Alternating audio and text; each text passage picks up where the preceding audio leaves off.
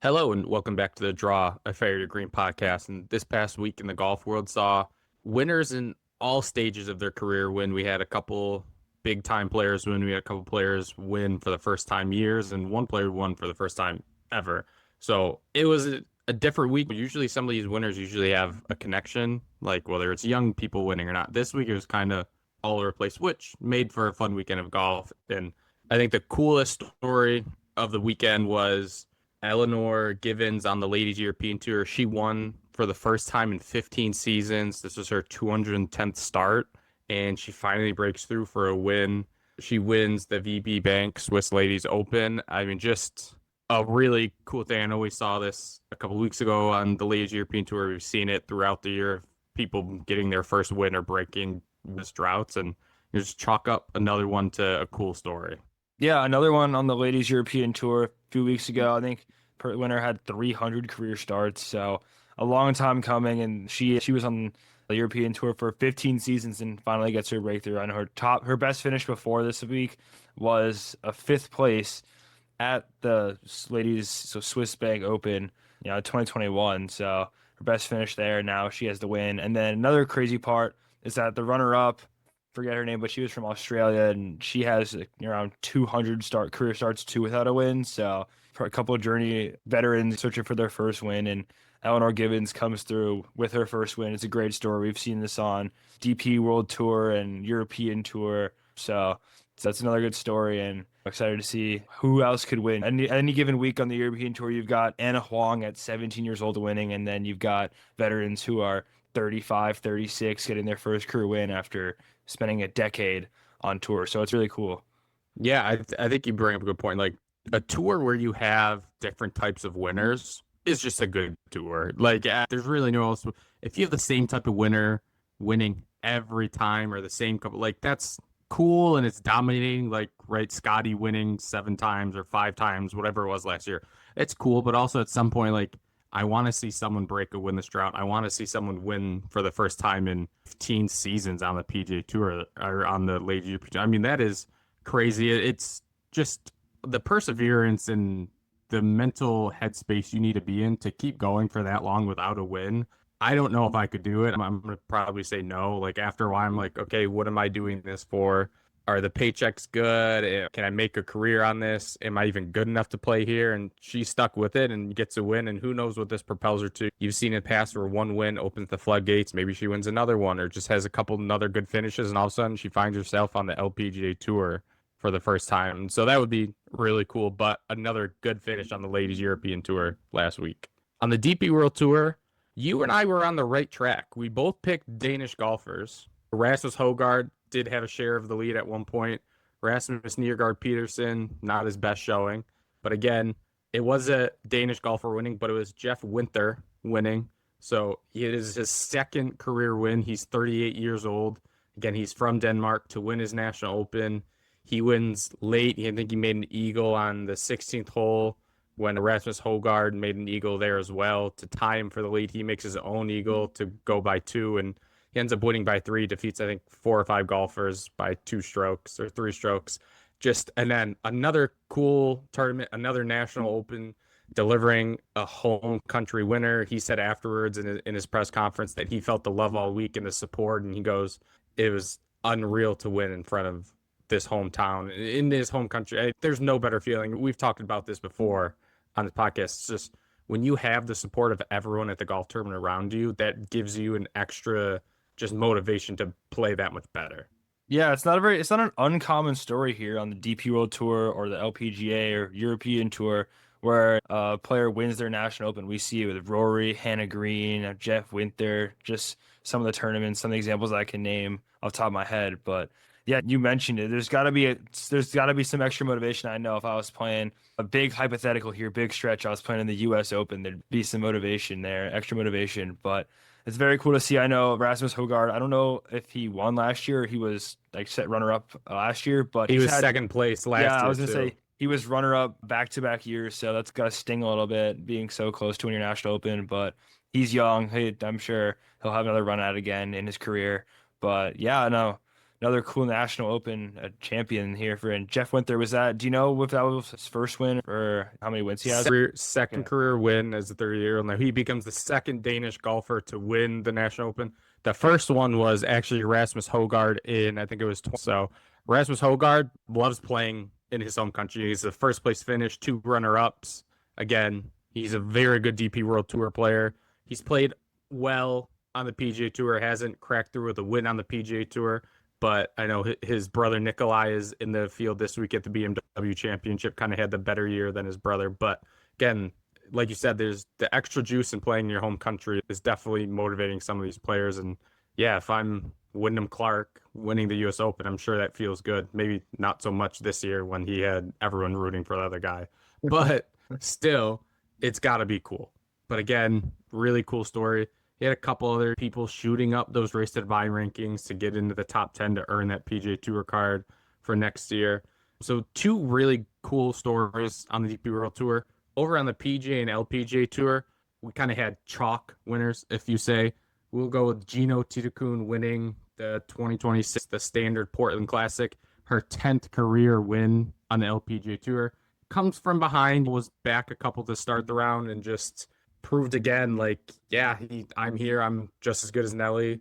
This is her 3rd win of the season, if I'm correct. And just the only thing we're missing from her career is a major at this point, and it's going to have to wait another year. But still a really good performance by her on Sunday.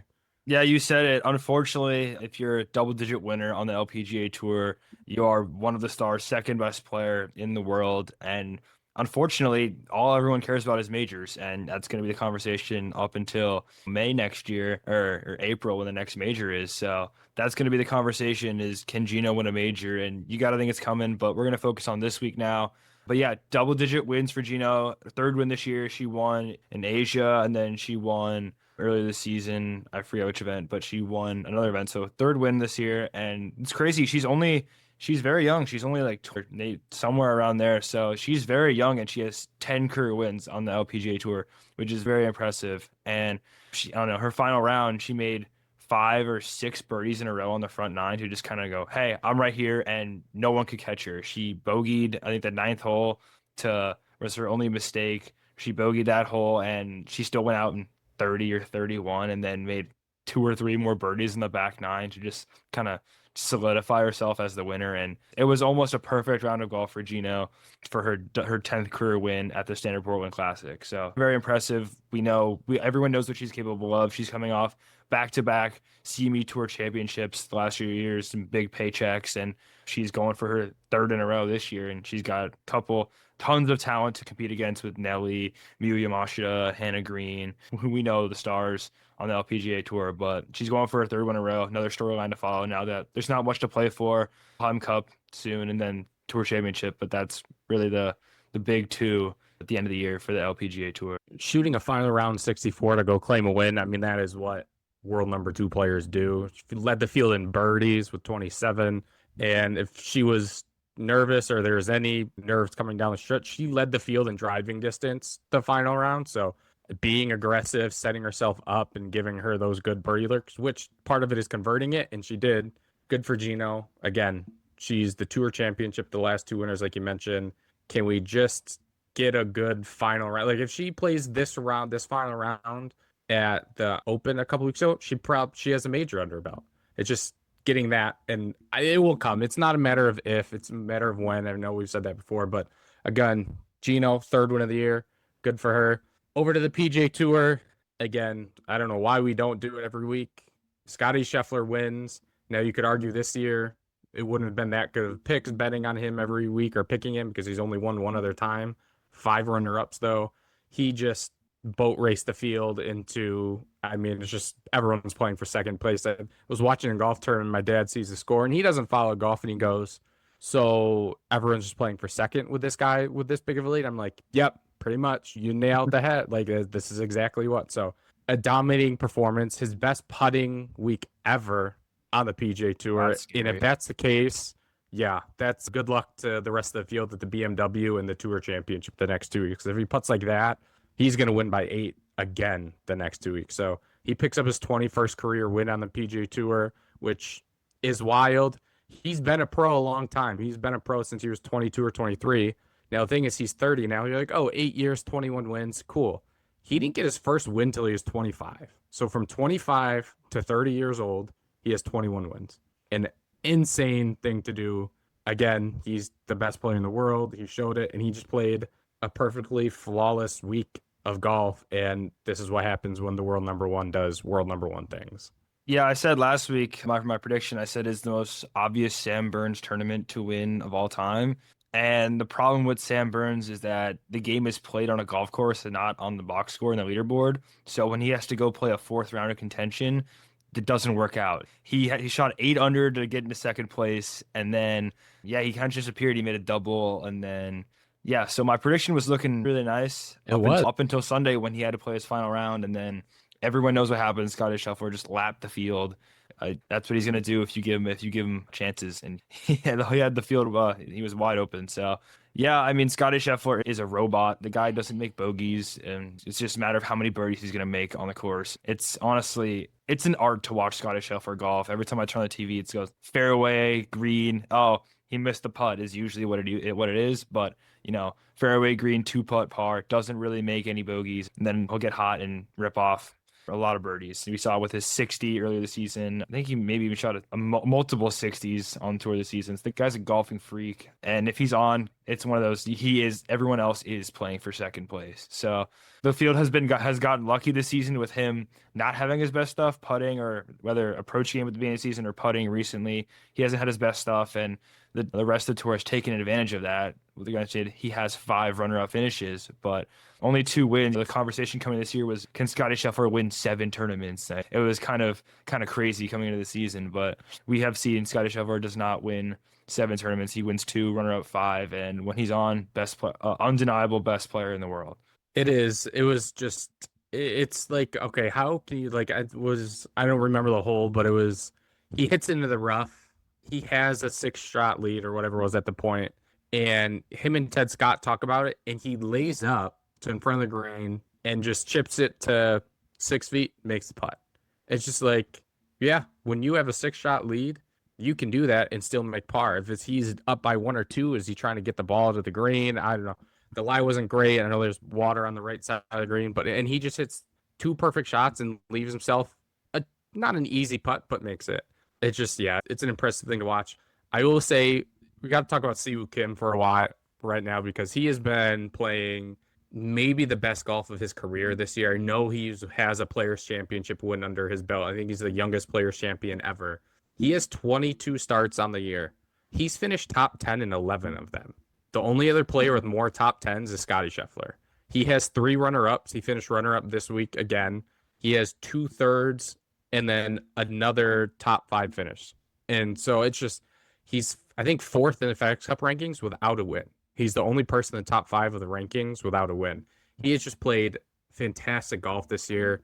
He's going to be on the President's Cup team because he's the catalyst of that team. But man, it's just, he is fun to watch. I know he is fun off the course and on social media and all that, but I don't know if Siwoo Kim has played better golf than this year, and I really want him to win one of these next 2 weeks because he deserves a win with how well he's played. Yeah, Siwoo Kim at the beginning of the season, you picked him to win a few times, and they were great picks because Siwoo Kim was on fire, and he still is on fire. Siwoo Kim has had many chances to win tournaments. I think he was up there at the Amex when Scottie won. He was up there that event at the Byron Nelson, the Mickey Mouse one where Wyndham Clark won at 30 under par. Yep. So he's been in contention in a few tournaments this year and isn't quite able to get the win, but we've seen with these, I hate to mention Sam Burns. I'm sorry, I'm picking on Sam Burns some more today, but you can have a fantastic career with these top finishes without getting wins. And there's no shame in that. You make a lot. I'm sure Siwoo Kim is having no trouble paying bills this year with all of his finishes on tour. So there is no shame in having top 5 finishes, top 10 finishes, and being in a position where he is at the end of the year. He's almost a lock for the Tour Championship at East Lake next week. And yeah, he's gonna have a terrific season, from getting his card back on the Korn Ferry Tour to now being on the PGA Tour and being in the top 30. He'll be in all the majors next year, signature events. He'll have all those benefits, and he's earned it. And it's a cool story to see. Not many times guys, they lose their tour card and you don't really see him again. We've seen it with Max Homa. He hasn't lost his tour card, but I don't believe. But he's kind of fallen off a little bit. Joel Damon, another one that I like. I really like Joel Damon, but I think he lost his tour card, has limited membership, and we don't see him as often. So sometimes when the guys lose their play that we're used to seeing, we don't see them again. But Siwoo Kim has rebounded and honestly has played better than when he was on the tour last time, aside from his players win. But he's played fantastic golf this season.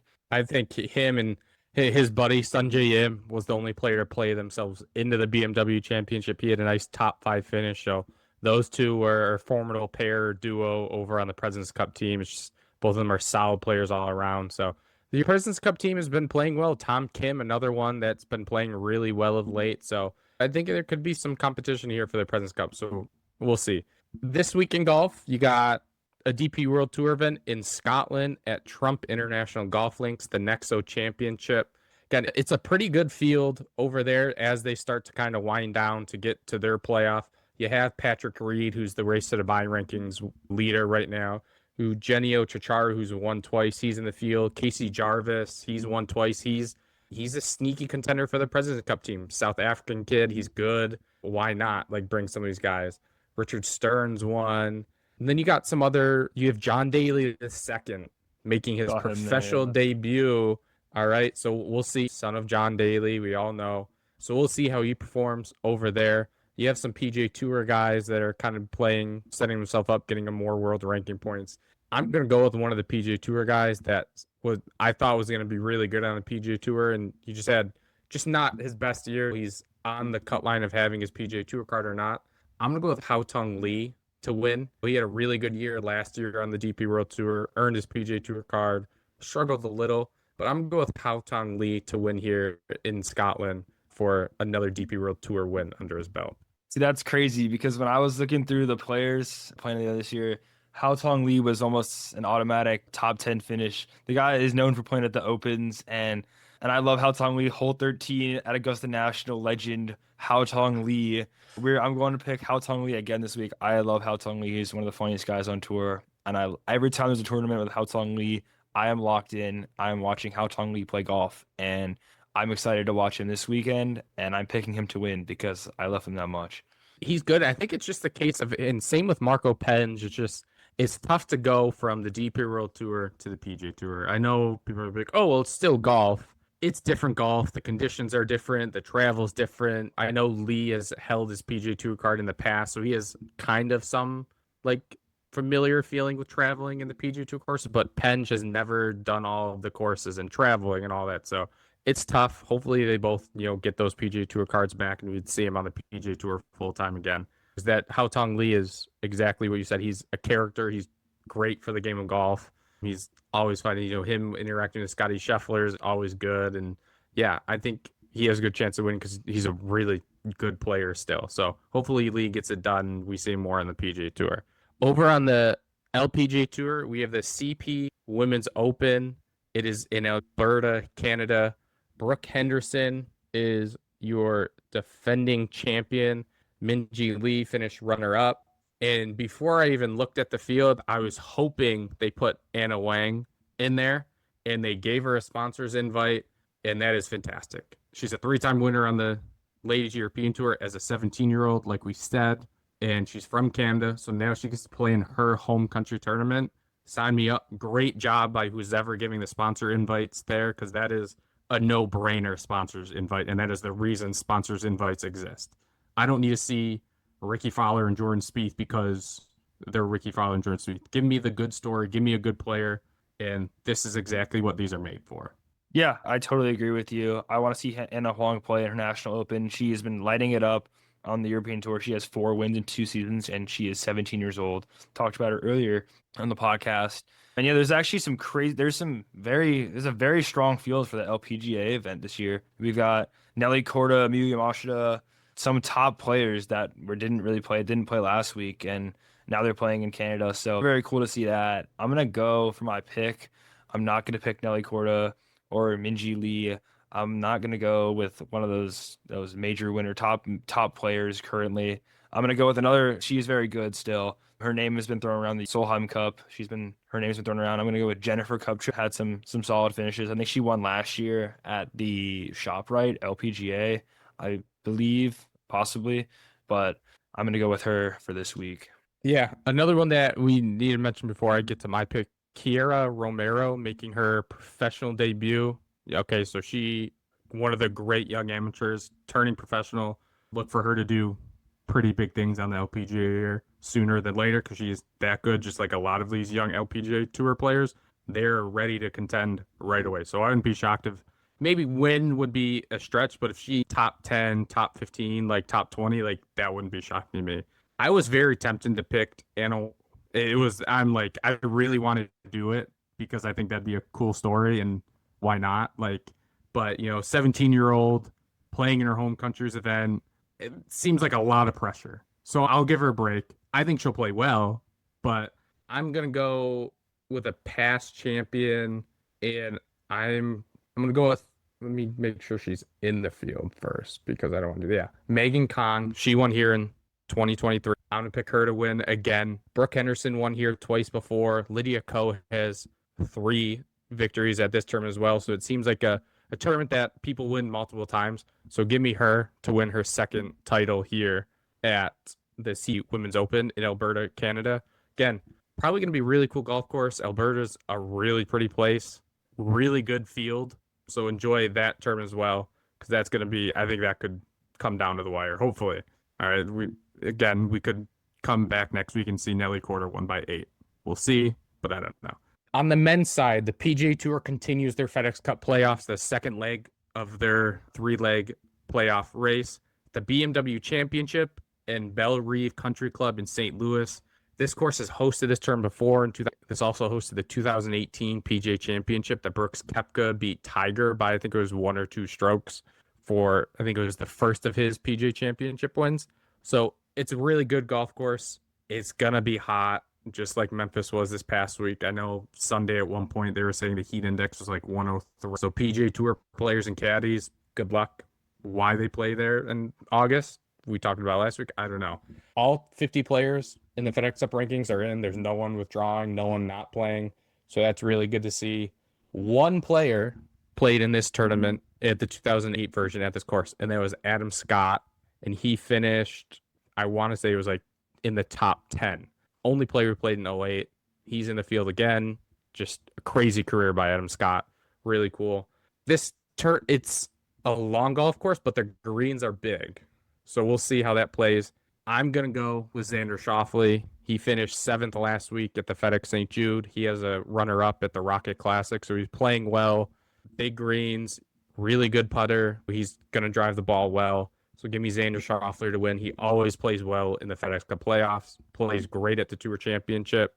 It's a President's Cup team. He's trying to still make that, and you'll get it in points, not a captain's pick. So give me Xander Schauffele. Yeah, I know last week I said it was the most Sam Burns tournament to win, so I'm going to say this week is the most Russell Henley tournament to win.